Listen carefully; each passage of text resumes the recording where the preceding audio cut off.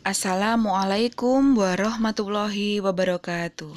Anak-anak soleh soleha, bertemu lagi dalam daring tematik tema 6 subtema 1 melanjutkan materi minggu kemarin, yaitu mengenai aku dan cita-citaku. Anak-anak, dalam bernyanyi ada beberapa hal yang harus kalian perhatikan, di antaranya tempo lagu.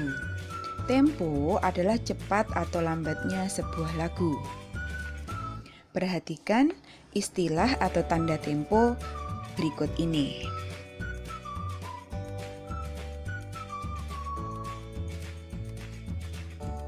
Anak-anak, coba kalian perhatikan lirik lagu berikut. Kebunku ini diciptakan oleh Ibu Sud dengan menggunakan tempo agak cepat. Coba kalian nyanyikan lagu Kebunku.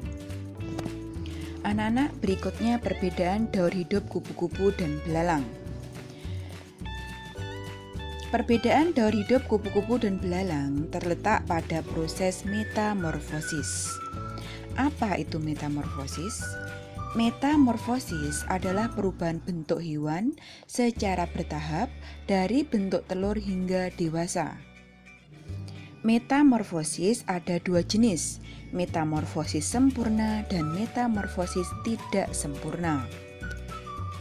Pada metamorfosis sempurna, terjadi perubahan bentuk hewan dengan melewati 4 tahapan, yaitu telur, nimfa, pupa, dan imago. Contoh hewan yang mengalami metamorfosis sempurna adalah kupu-kupu, lalat, katak, dan nyamuk. Perhatikan metamorfosis pada hewan-hewan berikut.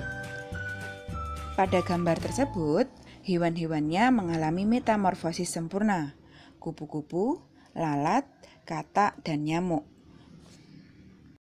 Berikutnya metamorfosis tidak sempurna.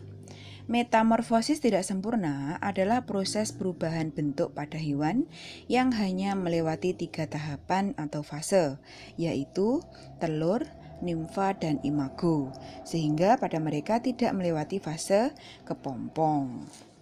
Contoh hewan yang mengalami metamorfosis tidak sempurna diantaranya ialah kecoa, capung, belalang, dan jangkrik. Anak-anak, hewan berikut adalah contoh hewan yang mengalami metamorfosis tidak sempurna pada kecoa dan belalang. Anak-anak, kita lanjutkan sumber daya alam.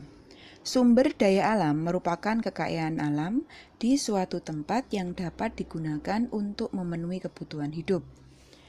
Yang pertama, sumber daya alam yang bisa diperbarui adalah sumber daya alam yang dapat dihasilkan atau dilestarikan setelah menggunakannya. Contohnya, jenis hewan dan jenis tumbuhan. Contoh lain, air, tanah, udara. Yang kedua, sumber daya alam yang tidak bisa diperbarui, yaitu sumber daya alam yang tidak bisa dihasilkan kembali setelah kita menggunakannya. Sumber daya alam yang tidak dapat diperbarui akan dapat dihasilkan kembali, namun membutuhkan waktu yang sangat lama.